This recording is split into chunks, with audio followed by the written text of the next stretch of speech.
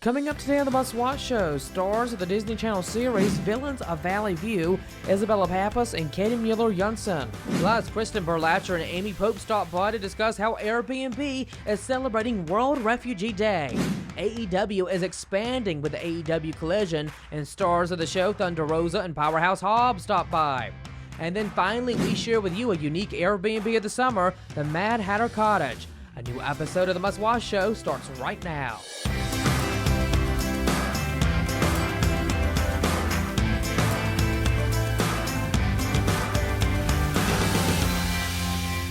Welcome to the Must Watch Show. I'm Noah Wilson, and we have a great show for you. But let's go ahead and get to my first guest. They star in Disney Channel's hit series, The Villains of Valley View, that's back for a second season on the network. Please welcome stars of the show, Isabella Pappas and Kayden Muller-Janssen, joining us on the show. Good morning. Morning. Thank you for having us. Oh, jinx. I'm so glad that we could have you on the show. Yes, the power of Zoom, a little delay and everything, right? Yeah, it's okay. We'll make it work. Yes, we will. So let's go ahead and talk about the series. So The Villains of Valley View is back for a second season on Disney Channel. Tell us what we can expect in season 2 as I hear the Maddens must overcome new challenges. Isabella, you can take the lead. So season 2 is just jam-packed, full of action, full of big dramatic decisions. I mean, right off the bat, Havoc is trying to decide between her family and her friend and the job that she's wanted, I mean, it's the highest position that she could possibly have. And it's kind of, it's a huge life-altering decision, and there's lots of them to come in this season. There's a lot of close calls, there's lots of action, there's lots of comedy, though, and there's some really, really, really sweet moments in this season, which I really love. So now, family secrets will be exposed and unexpected feelings will arise, but can you tease our audience on what secrets within the family might be exposed on season 2, or what could happen, Isabella? Oh, that's hard. I'm so hard not to spoil it right now. Yeah, that's hard. I want to so badly. There is definitely going to be some family history that is exposed that could really change the course of how the Maddens see themselves, and possibly some old family members might come to town and visit them, but I can't say if that happens or not. We'll have to stay tuned. We don't know until we watch. Now, Kayden, tell us where we left off on the first season and where we will jump right into the second season. Where does the first episode take place?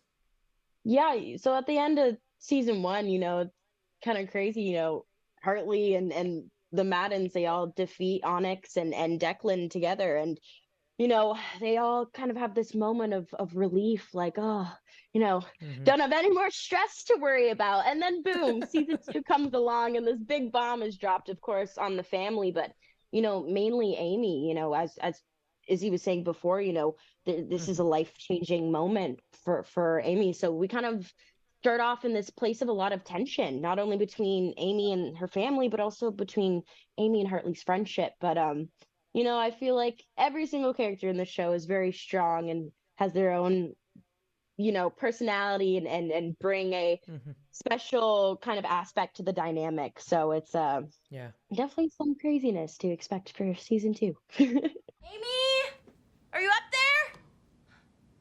Amy! Amy! Right here! Oh, where have you been? Just doing some homework. You never do homework. Exactly. So stop asking questions and take it as a victory. What was that? Sounded loud and destructive. My money's on Celia.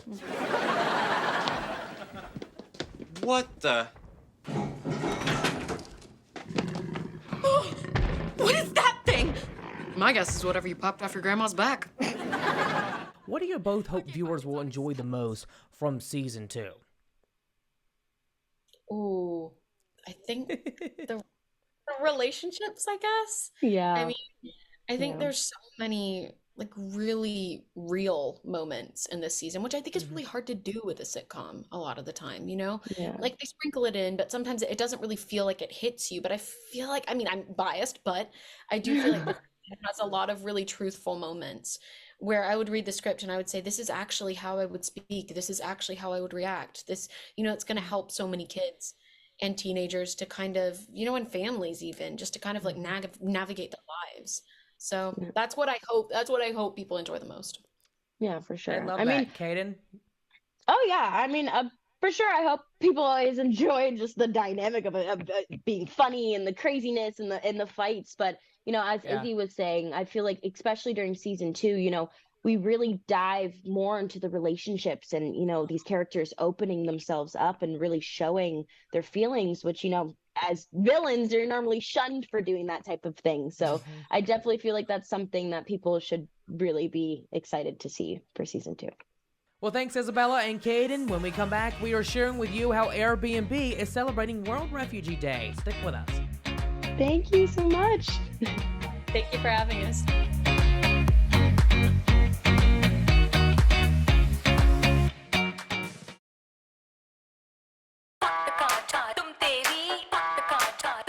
Welcome back to Must Watch. Well, a couple of days ago, I taped an interview with Kristen Berlacher from Airbnb and Amy Pope from the International Organization for Migration, and they discussed with me how Airbnb is celebrating World Refugee Day happening on Tuesday, June 20th, and here's what they had to say. Take a look.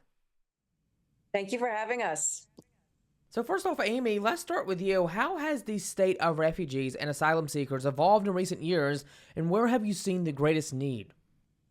There are more than 100 million people who are currently on the move today, whether it's a result of conflict, community violence, climate change impacts and disasters resulting, or poverty. The number is overwhelming, and the importance of engaging with partners like Airbnb.org are more important than ever before. Now, coming to you next, Kristen, why is providing a temporary housing a key part of refugee relief? And, what are the long-term benefits to both the refugees and asylum seekers and the local communities hosting them? Because last year, Airbnb helped over more than 100,000 Ukrainian refugees find shelter. That's impressive. That's amazing. Yes, well, when refugees are forced to flee their homes, one of their most immediate and urgent needs is finding a temporary place to stay. And that's why Airbnb.org works with organizations like IOM to provide these short-term stays, including through hosts who offer their space for free or at a discount. And not having to worry about housing, even temporarily, allows refugees to focus on other critical needs, whether that's accessing medical care or social services. For instance, we had a guest named Alina who fled her home in Odessa just with a backpack after the war broke out in Ukraine. And IOM was able to connect her with two Airbnb.org hosts, Nicoletta and Andre, who not only opened their home, but helped with things like groceries and doctor's appointments, really giving her that sense of connection and community. This is such an important topic, and I'm so glad that we're talking about this because I think this is something that we all need to do is extend our hand to help others that need it more than we do. And, coming back to you, Amy, how has the partnership between Airbnb.org and the International Organization for Migration, IOM, been instrumental in addressing the housing needs of refugees and asylum seekers? Together, we have been able to provide housing to more than 7,000 people in the wake of the conflict in Ukraine. That's more than 175,000 nights for people in 7 different countries. This is extraordinarily practical, it's relevant, and it helps provide much needed services to women, children, people with disabilities, and elderly people fleeing their homes. Now, Kristen, what can we as people do to help these refugees, to help give them a home, to help find them a shelter? Like, what can we do? Sure. Well, too often with humanitarian crises, the needs on the ground will far outlast the media headlines and public attention. And as Amy mentioned, there's millions of people from places like Ukraine and Afghanistan who still need places to stay. So public donations help ensure we can deliver sustained support. And one of the easiest ways to help is by making a donation to Airbnb.org and USA for IOM, which is their nonprofit arm here in the US. You can also donate to IOM. And right now, Airbnb.org has a matching campaign running where all donations up to $5 million will be matched 1-to-1. But beyond donating, there's a number of ways you can also get involved in your community, volunteering with local refugee agencies. You can also sign up to host refugees on Airbnb.org. Well, big thanks to Airbnb.org and the International Organization for Migration for helping the refugees find shelter. That's so important. Thank you, Noah. Thank you. Y'all take care. Have a great day. Thanks, Kristen and Amy. Coming up next, we have a visit from Thunder Rosa and Powerhouse Hobbs as they discuss AEW Collision. We'll be right back in a moment.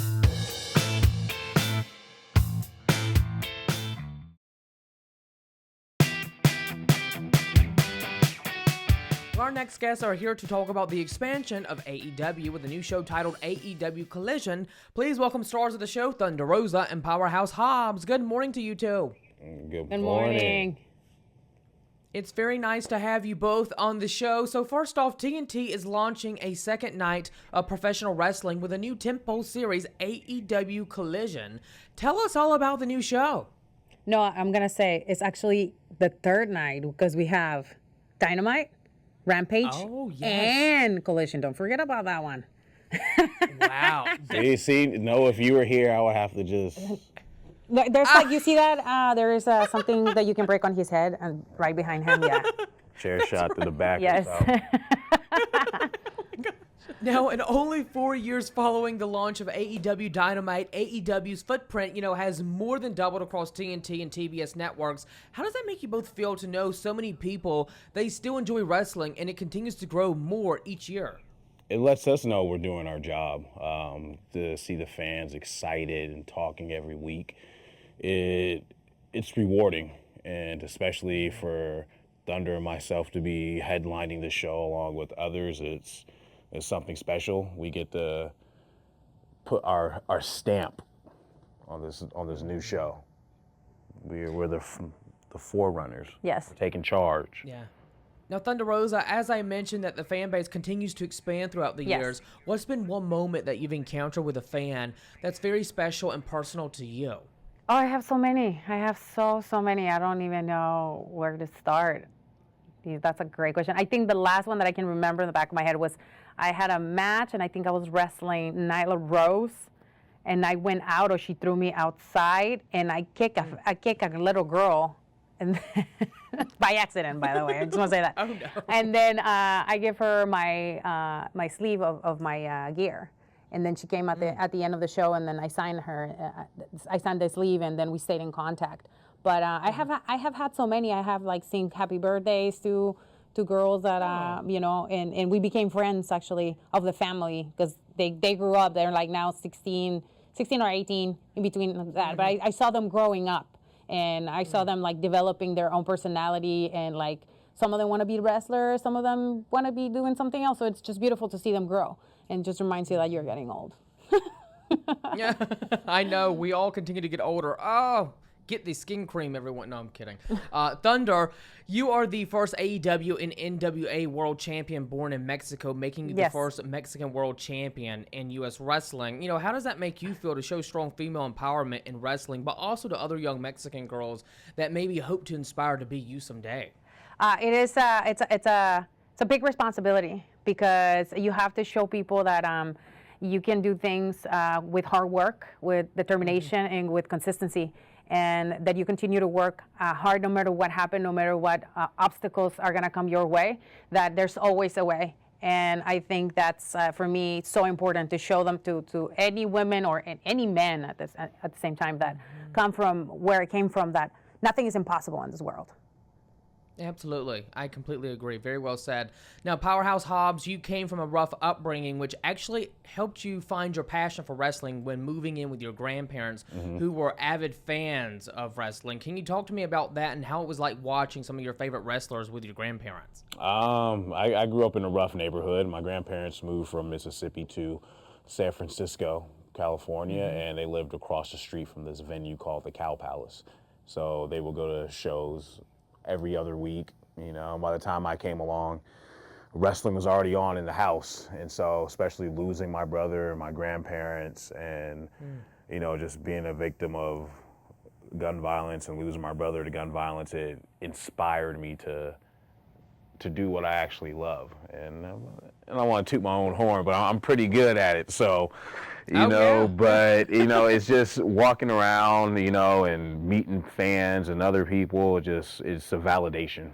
And no, let me remind you, he won the championship. Former TNT championship, which I, per se, I was robbed. Yes, you were. And I want my belt back. But he won it at the Cow Palace, which was the place where he started watching live wrestling, it was beautiful. It was a beautiful moment. I called his match that night. Yes. So I want my belt back. Your grandparents would be so proud of you. Yes. Well, I know they're very proud of everything you've been able to accomplish so far in your career. But, what's been one thing that you've truly enjoyed about your journey in wrestling so far, you guys? Do you want to start with that? I think for me, when my action figures got delivered to my house, and my son Royce, a.k.a. Bam Bam, opened it, and he was just so excited. It was just an unbelievable feeling. I have my figure, and my kids are excited. They're playing with it. They put it in their backpacks, and they take it to school, and they want to show it off. So that's probably the biggest thing for me, along up there with wrestling at Grand Slam against CM Punk. And it was about a month after my mom passed away. He knew that, so me and him just put this match together, and we didn't worry about anyone else. It was just me and him putting on a show for my mom. For me, there's been so many things, but I will have to agree too with all my nieces. For Christmas, their parents got them my action figure, and I had to sign it.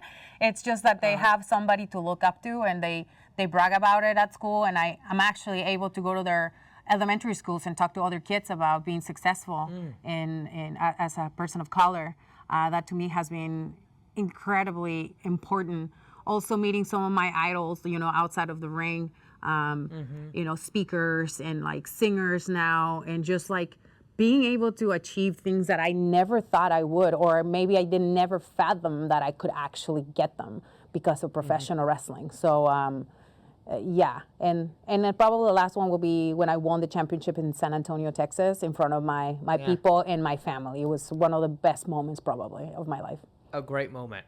Yeah. Well, Thunder Rosa and Powerhouse Hobbs, thank you so much for the great conversation. AEW Collision premieres on Saturday at 8 p.m. Eastern Standard Time on TNT. Y'all take care, and y'all have a great weekend. Thank you so much for your time. Thank you, Noah. You better be watching the show. Y'all take care. Oh, I will. I'll be watching. Right. Y'all take care. Have a great weekend. You too. Bye-bye. Bye. Well, thank you, Thunder and Powerhouse. We got more show coming up after the break. Stick with us. Welcome back. Well, earlier this year, I got to go and visit this unique Airbnb rental that is actually welcoming guests who love the Disney classic Alice in Wonderland. Airbnb hosts and creators of the property, James and Camila, gave me a personal tour of the cottage. I have always loved the themed Airbnb places that you can stay at for a couple of days, and this is for sure the place to stay with your entire family during the hot summer days. But here's what they had to say about their property when we sat down for an interview. Take a look.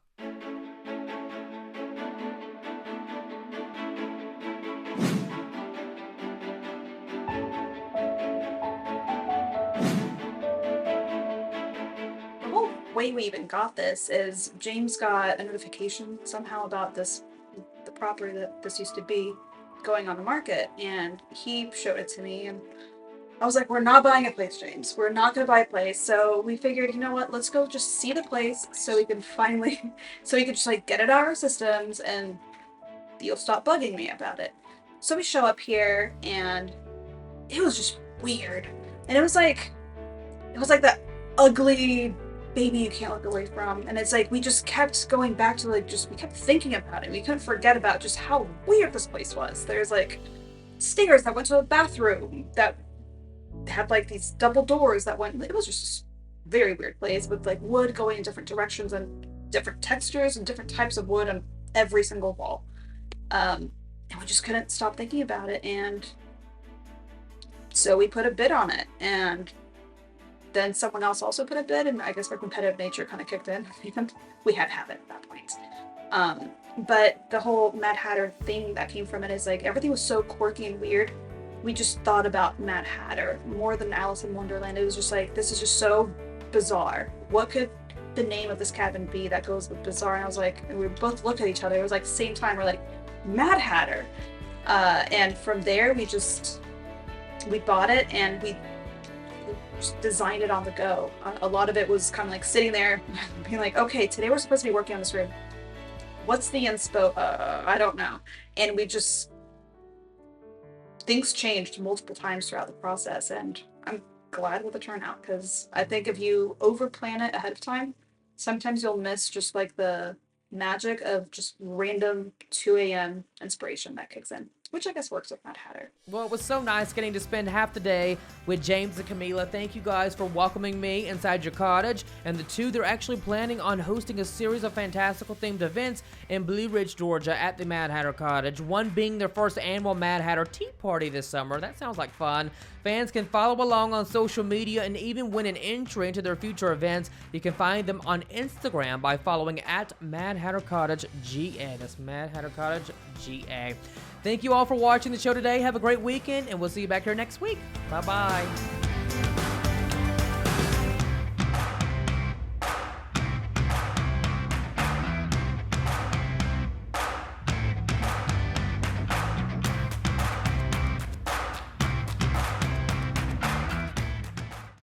Hey, it's Noah, and I have some great news for you. We're now streaming on Fossum. The Must Watch Show is a weekly lifestyle series that shares informative information to help the viewer live an easier and better lifestyle with some of today's hottest deals and finds, along with interviews and fashion and the arts. I'll see you guys on Fossum because they're awesome.